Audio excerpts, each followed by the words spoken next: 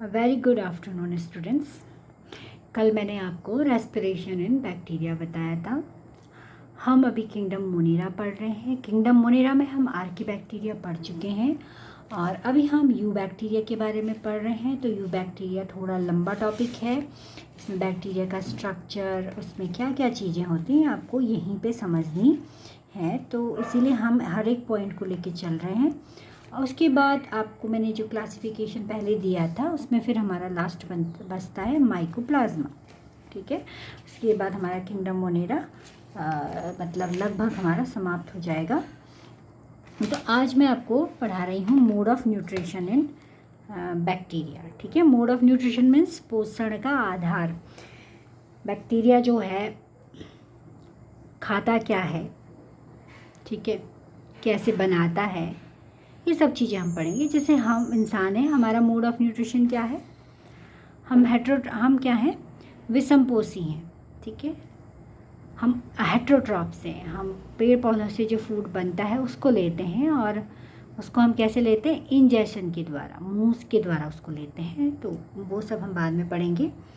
हम यहाँ पे बैक्टीरिया को डिस्कस करते हैं। तो हमारा आज का टॉपिक है मोड ऑफ न्यूट्रिशन।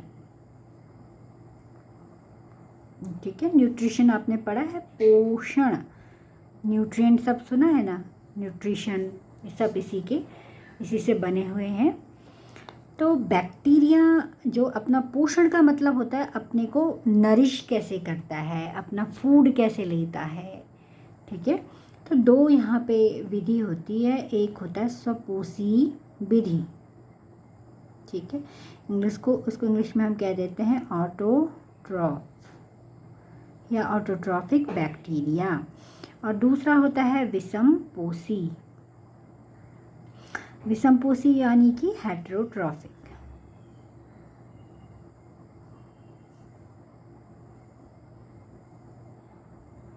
ठीक है, अब जो स्वपोषी होते हैं ये भी दो प्रकार के होते हैं। एक होता है प्रकाश संश्लेषी स्वपोषी। ठीक है, दूसरे होते हैं इसमें रसायन संश्लेषी स्वपोषी। विषमपोषी हम इसके बाद डिस्कस करेंगे। तो प्रकाश संश्लेषी क्या होते हैं, देखिए आपने हरे पेड़ पौधों के बारे में आप बचपन से पढ़ते आ रहे हैं कि ये कार्बन डाइऑक्साइड और पानी के द्वारा भोजन बनाते हैं। ठीक है बेटा, तो जब ये कार्बन डाइऑक्साइड और पानी के द्वारा भोजन बनाते हैं, ठीक है, हम प्लांट का एग्जांपल ले लेते हैं। प्लांट में, क्योंकि प्लांट स्वपोषी है और आप उसको पढ़ते आ रहे हैं, तो कार्बन डाइऑक्साइड और वाटर, ये दो चीज़ें आपको पता है। कार्बन डाइऑक्साइड एटमॉस्फेयर से आती है, पानी ये जड़ों के द्वारा लेते हैं। ठीक है, तो जब ये दो चीज़ें किसी प्लांट को मिल जाती है, इसके बाद आपने तीसरी चीज़ यहाँ पढ़ी होगी, सूर्य का प्रकाश, सनलाइट। ठीक है, और चौथी चीज़ इसमें होती है क्लोरोफिल, जो आप पढ़ते आ रहे हो, क्लोरोफिल। ठीक है, मैं यहाँ पे क्लोरोफिल ना लिख के पिगमेंट लिख देती हूँ, वर्णक लिख देती हूँ। वर्णक यानी ऐसे केमिकल, वर्णक क्या होते हैं, ऐसे केमिकल है जो सूरज के प्रकाश को ग्रहण करते हैं। समझ गए। पिगमेंट्स क्या होते हैं, जो सोलर एनर्जी को ग्रहण करके उस एनर्जी को भोजन बनाने में यूज़ करते हैं, वो वर्णक होते हैं। क्लोरोफिल भी एक वर्णक है। ठीक है, तो वर्णक क्या करते हैं, वर्णक इस सूर्य के प्रकाश को ग्रहण कर लेते हैं।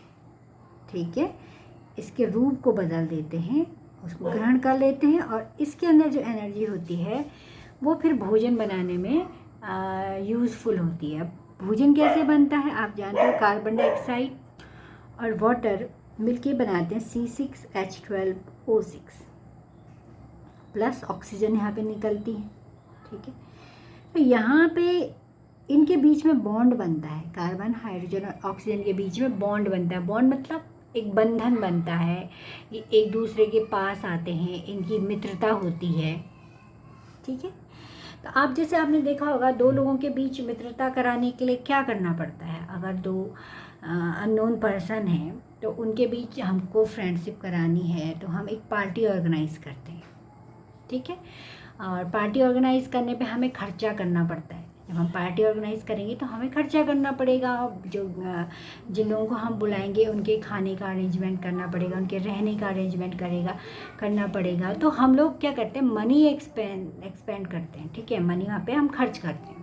तो ऐसे ही यहाँ पर इसको जो कार्बन डाइऑक्साइड है और इनकी हमको फ्रेंडशिप करानी है, इनके बीच में बॉन्डिंग करनी है, तो हमें यहाँ पे खर्च करना पड़ेगा। हमें क्या खर्च करना पड़ेगा, मैंने बोला यहाँ पे मनी तो खर्च नहीं करेंगे, हमें एनर्जी खर्च करनी पड़ेगी। एनर्जी कहाँ से आएगी, एनर्जी आएगी सूर्य के प्रकाश से। ठीक है, तो सूर्य का प्रकाश जो है डायरेक्ट नहीं लेते हैं प्लांट, उनमें वर्णक होते हैं जैसे क्लोरोफिल है, और ये उस एनर्जी को एक लेके रख लेते हैं और उसको फिर जो है तो उसको चेंज कर लेते हैं उसके फॉर्म को। जैसे चेंज कैसे करते हैं, जैसे सपोज आप अमेरिका में है, वहाँ डॉलर चलता है, आप इंडिया में आएंगे तो उसको रुपये में बदलेंगे, यहाँ डॉलर से काम नहीं चलेगा। आप अमेरिका में जाते हैं तो आपको रुपये को डॉलर में बदलना पड़ेगा। ठीक है तो वो मनी ही है ना, लेकिन वो एक फॉर्म से दूसरे फॉर्म में चेंज हो रहा है। तो ऐसे ही जो सूर्य का प्रकाश है वो भी एनर्जी है, और जो वर्णक के अंदर है वो भी एनर्जी है, बस उनका रूप चेंज हो जाता है। समझ गए, तो वो एनर्जी हमें खर्च करनी पड़ती है भोजन बनाने के लिए। मुझे लगता है आप समझ गए होंगे कि भोजन बनाने के लिए ऊर्जा क्यों चाहिए, क्योंकि हमें जो आपके एलिमेंट्स हैं, कार्बन, हाइड्रोजन, ऑक्सीजन, उनके बीच बॉन्ड बनाना पड़ता है। ठीक है, तो अब हम बात करते हैं बैक्टीरिया के बारे में। बैक्टीरिया में भी ये सब चीज़ें चाहिए होंगी, क्योंकि ये प्रकाश संश्लेषी है, इसका नाम ही प्रकाश हो गया है, यानी कि सनलाइट। ऐसे बैक्टीरिया जो सूरज के प्रकाश को अवशोषित करके, यानी सनलाइट की एनर्जी लेकर के फूड बनाते हैं। ठीक है, पर यहाँ पे थोड़ा सा चेंज होता है। जैसे यहाँ पे हाइड्रोजन जो होता है, जो एक अपचायक की तरह काम करता है। अब अपचायक ऑक्सीकारक हम बाद में पढ़ेंगे, अब केवल इतना समझिए कि यहाँ पे H2O होता है और ऑक्सीजन निकलती है। ठीक है, तो इसको हम क्या देते हैं, ऑक्सीजेनिक प्रकाश संश्लेषण। ये कैसा प्रकाश संश्लेषण है, ऑक्सीजेनिक प्रकाश संश्लेषण। ये किस में पाया जाता है, प्लांट में पाया जाता है। ठीक, बैक्टीरिया के केस में थोड़ा अंतर होता है। यहाँ पे कार्बन डाइऑक्साइड तो होती है, लेकिन यहाँ पर H2S होता है, हाइड्रोजन सल्फाइड यहाँ पर रिएक्शन में भाग लेती है। ठीक है, सूर्य का प्रकाश रहेगा क्योंकि नाम ही प्रकाश संश्लेषी है। क्लोरोफिल होता है, यानी वर्णक होता है। वर्णक बहुत प्रकार के होते हैं, हम क्लोरोफिल एक जनरल उसको कह देते हैं।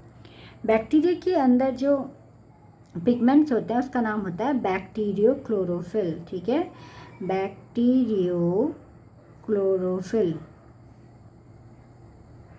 या इसमें एक और होता है बैक्टीरियोविरिडीन। बैक्टीरियोविरिडीन स्पेलिंग आपको सही लिखनी है। ठीक है, चाहे आप हिंदी में लिखिए या इंग्लिश में लिखिए। तो ये दो वर्णक जो है बैक्टीरिया में पाए जाते हैं, बस इतना ही डिफरेंस होता है। बाकी फूड यहाँ पे बनता है। ठीक है, फूड बनेगा, और यहाँ पे सल्फर डाइऑक्साइड निकलती है। कौन सी गैस निकलती है, सल्फर निकलती है। यहाँ ऑक्सीजन निकल रही थी, यहाँ सल्फर निकलेगी। तो ये एक मेजर अंतर होता है प्रकाश संश्लेषण में, जो बैक्टीरिया में और प्लांट में थोड़ा सा अंतर होता है। ठीक है, तो जैसे आप अभी तक केवल ये सुनते आए हो कि बैक्टीरिया का इन्फेक्शन हो जाता है या बैक्टीरिया से हम बीमार हो जाते हैं, ये सब भी होता है, लेकिन आज आपने एक नई चीज़ सीखी कि बैक्टीरिया अपना भोजन खुद भी बनाते हैं। सेम कैसे, जैसे पौधे बनाते हैं लाइट की उपस्थिति में।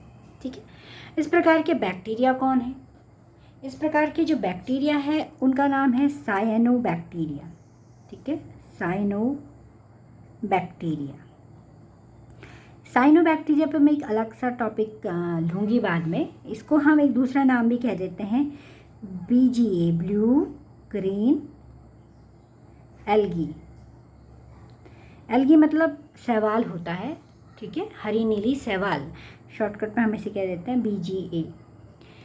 लेकिन ये शैवाल नहीं होती है। ये क्वेश्चन कई बार पूछा गया है कि ब्लू ग्रीन एल्गी क्या एक एल्गी है? नहीं, ब्लू ग्रीन एल्गी एक यू बैक्टीरिया है, जिसको हम साइनोबैक्टीरिया कहते हैं। और इस साइनोबैक्टीरिया में आपका आता है नॉस्टॉक, एनाबीना, ठीक है, नॉस्टॉक, एनाबीना।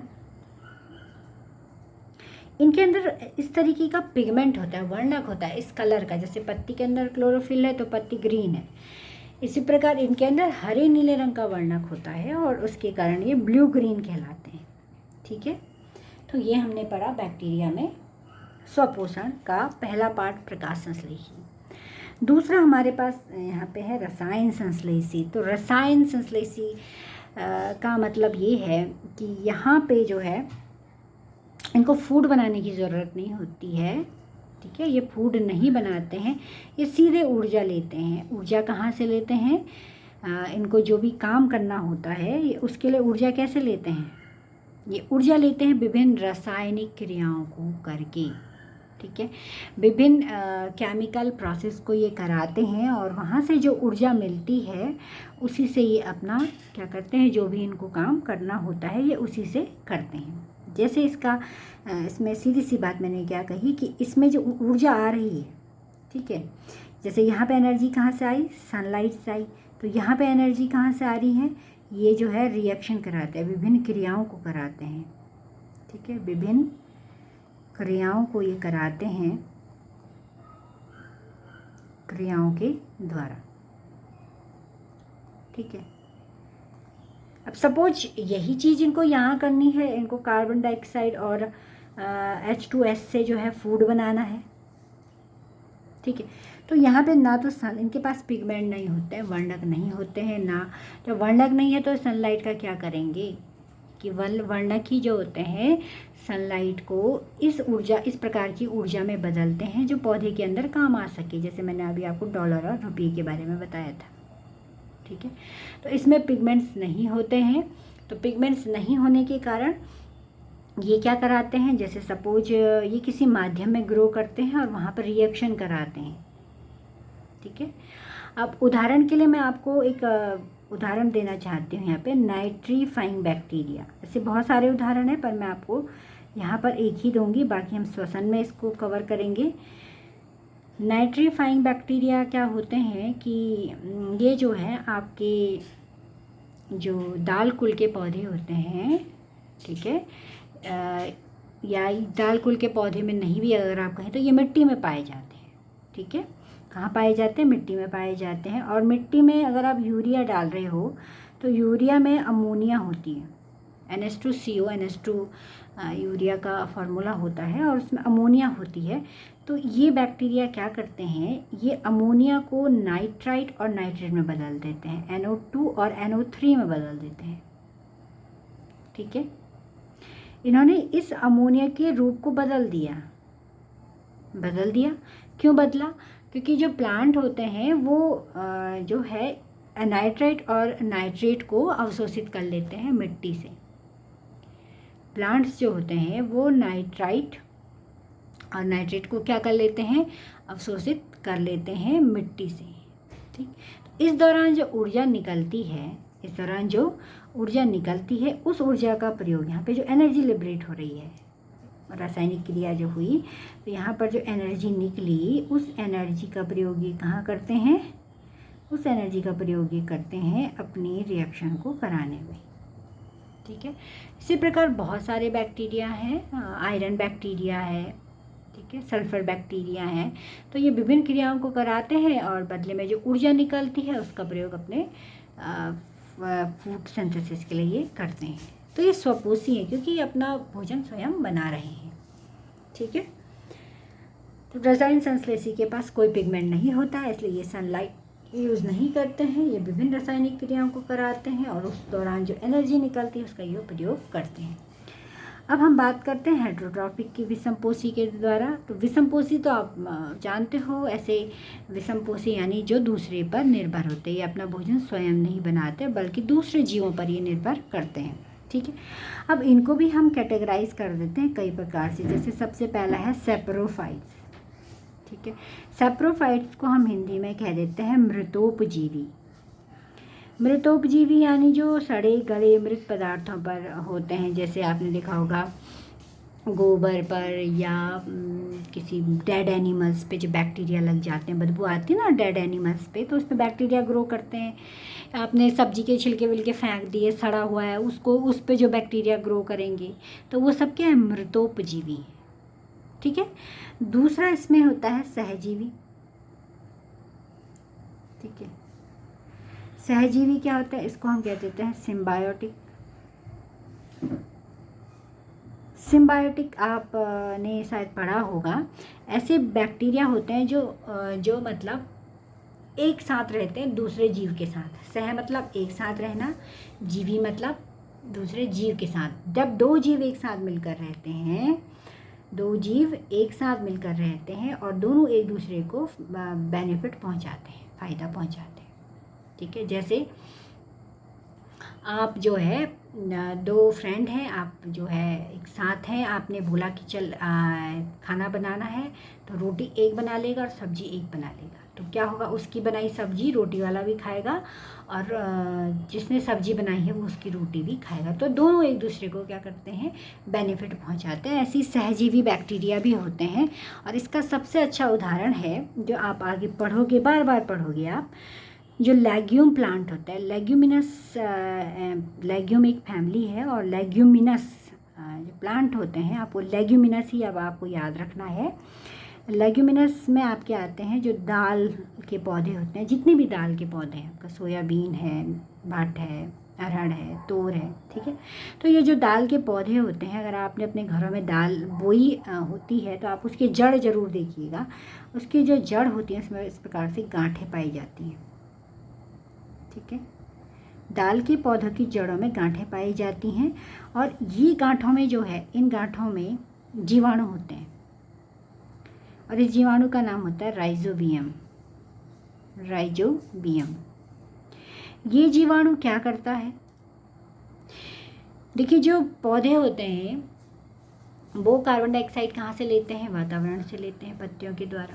ठीक है, वातावरण में नाइट्रोजन सबसे ज़्यादा है, लेकिन पौधे नाइट्रोजन को नहीं ले पाते हैं। पौधे ऐसे नहीं कि पत्ती के द्वारा नाइट्रोजन अंदर आ जाए, पत्ती के द्वारा नाइट्रोजन अंदर नहीं आती है।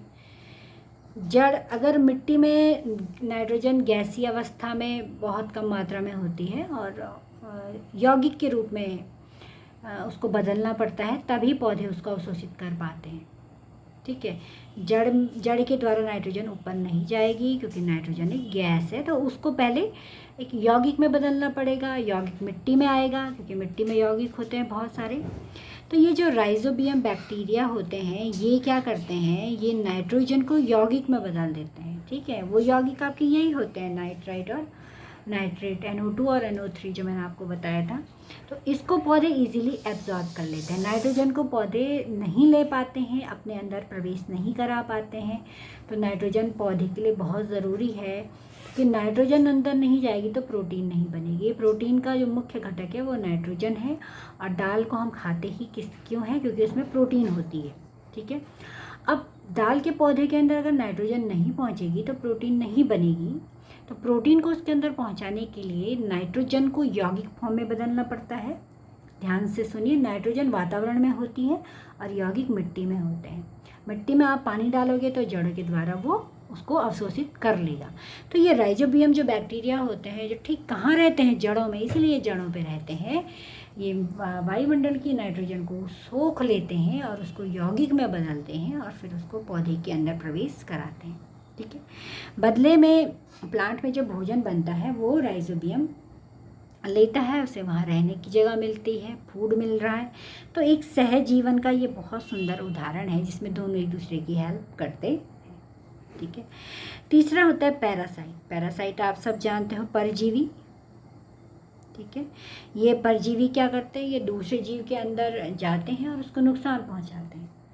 परजीवी में भी दो जीवों के बीच का ही संबंध है। अगर किसी मनुष्य के अंदर बैक्टीरिया चला जाए तो वो मनुष्य को यहाँ पर जो है वो नुकसान पहुँचाता है। ठीक है, अच्छा, इसी में मैं सहजीवी में एक उदाहरण और देना चाहती हूँ आपको। ई कोलाई का, एसर्सिया कोलाई। ई कोलाई हमारी छोटी आंत में पाया जाने वाला बैक्टीरिया है, और ये बैक्टीरिया हमको हानि नहीं पहुँचाता है बल्कि लाभ पहुँचाता है। ठीक है, ई कोलाई हमारी छोटी आंत का बैक्टीरिया है, हमको लाभ पहुँचाता है। ठीक, पैरासाइट कौन होते हैं? जो हमको हानि पहुँचाते हैं, हमारे अंदर आके हमें बीमार करते हैं, वो पैरासाइट से। तो ये था आपका मोड ऑफ न्यूट्रिशन। ठीक है, नेक्स्ट इसमें है जीवाणुओं में जनन। अगला जो हमको पढ़ना है जीवाणु में जनन। ठीक है, रिप्रोडक्शन। तो देखिए, जीवाणु अपनी संख्या भी बढ़ाते हैं। ठीक है, प्रत्येक जीव अपनी संख्या बढ़ाता है, तो जीवाणु भी अपनी संख्या बढ़ाते हैं। जीवाणु में जो जनन होता है वो दो प्रकार से होता है, एसेक्सुअल और सेक्सुअल। ठीक है, एसेक्सुअल का मतलब ये होता है जहाँ केवल एक पेरेंट भाग ले रहा है, एक ही पेरेंट्स भाग ले रहा है, यानी एक ही जीवाणु उसमें भाग लेता है और असंख्य जीवाणु बना लेता है। सेक्सुअल का मतलब वैसे तो होता है जहाँ दो बैक्टीरिया को आपस में भाग लेना चाहिए। ठीक है, और फिर उनसे नई बैक्टीरिया बननी चाहिए। उनसे क्या बननी चाहिए? नए बैक्टीरिया बनना चाहिए। लेकिन सेक्सुअल रिप्रोडक्शन की मीनिंग यहाँ पे कुछ और है, उसको हम अभी डिस्कस करेंगे। पहले हम एसेक्सुअल को पढ़ते हैं। एसेक्सुअल में केवल एक जीवाणु भाग लेता है और ये अपने जैसे असंख्य जीवाणु बनाता है। एसेक्सुअल को हिंदी में अलैंगिक कह देते हैं, या इसको कायिक जनन भी कह देते हैं, वेजिटेटिव रिप्रोडक्शन। इसमें सबसे पहला होता है द्विखंडन, जिसको हम बाइनरी फिजन कह देते हैं। ठीक है, बहुत इंपॉर्टेंट है, ध्यान से सुनिए से क्या होता है इसमें। इसको हम बाइनरी फिजन भी कह देते हैं। इसमें क्या होता है, आपका ये बैक्टीरिया है। बैक्टीरिया के अंदर मैंने आपको बताया था बीच में न्यूक्लियोइड होता है, जहाँ इसका जेनेटिक मटेरियल होता है, डीएनए। ठीक है, और यहाँ मीजोजोम्स ऊपर से लगा होता है। ठीक, जब इसमें बाइनरी फिजन होता है तो ये जो क्रोमोजोम है, क्रोमोजोम यानी इसका डीएनए जो सर्कुलर है, वृत्ताकार है, ये इस मीजोजोम से जुड़ जाता है। इस मीजोजोम से जुड़ने के बाद ये क्या करता है, मीजोजोम भी दो भागों में बढ़ जाता है और दो क्रोमोजोम बन गए। क्योंकि ये जो डीएनए है, डीएनए का एक गुण होता है कि डीएनए अपनी प्रतिकृति बनाता है, तो उसको डीएनए प्रतिकृतिकरण भी हम कह देते हैं। ठीक है, ये आप अगली क्लास में पढ़ोगे। डीएनए प्रतिकृतिकरण क्या है? एक डीएनए से दो डीएनए बनना है, जैसे इससे दो बन गए, एक था एक से दो बन गए। ठीक, अब डीएनए प्रतिकृतिकरण होने के बाद अब इनका जीव द्रव्य बढ़ता है, तो यहाँ से इनके अंदर जो जीव द्रव्य है वो दो भागों में बढ़ जाएगा। यहाँ पे एक वॉल फॉर्मेशन हो जाएगी, और वॉल फॉर्मेशन होने के साथ आप देखो दो बैक्टीरिया बन गए। ये क्रोमोजोम है, ये क्रोमोजोम है। तो पहले डीएनए प्रतिकृतिकरण हुआ, उसके बाद क्या हुआ आपका, इसको कहते हैं हम जीव द्रव्य विभाजन। पहले आनुवंशिक पदार्थ का विभाजन हुआ, केंद्रक जो न्यूक्लियोइड है उसका विभाजन हुआ, फिर जीव द्रव्य का विभाजन हुआ। ठीक है, और दो बैक्टीरिया आपके बन गए।